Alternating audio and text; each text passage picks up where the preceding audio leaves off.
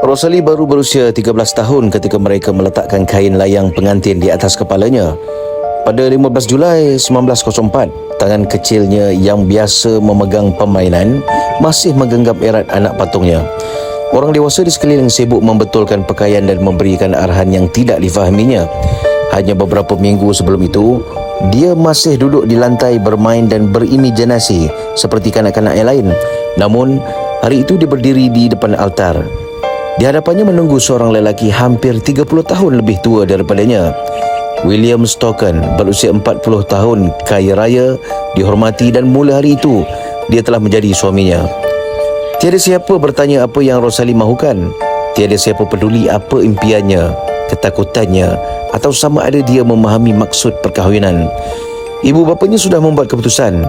Undang-undang pun sudah mengizinkannya. Tanda tangan mereka pun sudah memadai. Persetujuan Rosalie langsung tidak diperlukan. Bagi orang dewasa, semuanya dianggap praktikal. Bagi Rosalie, semuanya amat membingungkan.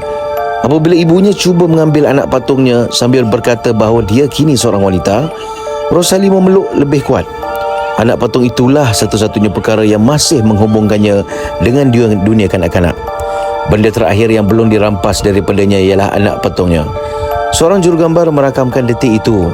Seorang kanak-kanak kecil tenggelam dalam gaun pengantin yang terlalu besar. Matanya luas dan ketakutan. Anak patung didekap erat. Di sisinya berdiri seorang lelaki dewasa yang kelihatan tenang. Ibu bapa pula memerhati tanpa sedikit pun rasa bersalah. Satu gambar telah menyampaikan kekejaman perkahwinan kanak-kanak yang lebih jelas daripada mana-mana ucapan ataupun undang-undang. Rosalie kekal dalam perkahwinan itu selama 11 tahun. Pada usia 24 tahun, dia sudah melahirkan 4 anak. Ketika berusia 26, suaminya pula meninggal dunia. Buat pertama kali dalam hidupnya, dia benar-benar bebas. Dia tidak pernah berkahwin lagi.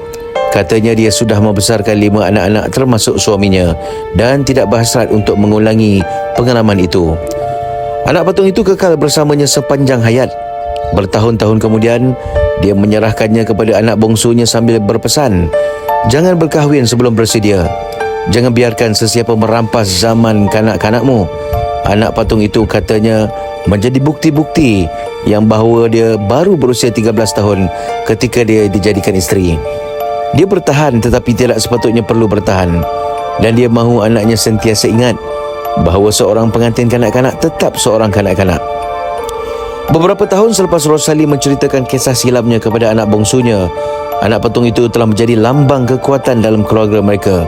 Setiap kali cucu-cucunya bertanya mengapa ia disimpan dalam kotak kaca, ibunya akan menceritakan kisah nenek mereka. Kisah seorang kanak-kanak yang dipaksa menjadi dewasa yang terlalu awal. Anak bongsu Rosalie, Mariana, membesar dengan tekad yang kuat. Dia belajar lebih tinggi daripada apa yang pernah dicapai ibunya. Apabila dewasa, dia menjadi seorang guru. Setiap kali melihat murid perempuan berusia 13 tahun, hatinya teringat ibunya yang sebaya tetapi telah diragut dari dunia kanak-kanak. Pada suatu petang selepas tamat kelas, Mariana membuka laci mejanya dan mengeluarkan anak patung lama itu. Usianya hampir mencecah 100 tahun. Bajunya lusuh, rambutnya kusut, namun nilainya tidak ternilai. Dengan hati yang berat tetapi yakin, Marian mengambil keputusan. Dia menulis pucuk surat panjang tentang kisah ibunya dan melampirkan gambar anak patung itu. Surat tersebut dihantar ke sebuah akhbar tempatan sebagai usaha memberi kesedaran tentang bahaya perkahwinan kanak-kanak yang masih berlaku di beberapa tempat walaupun zaman telah berubah.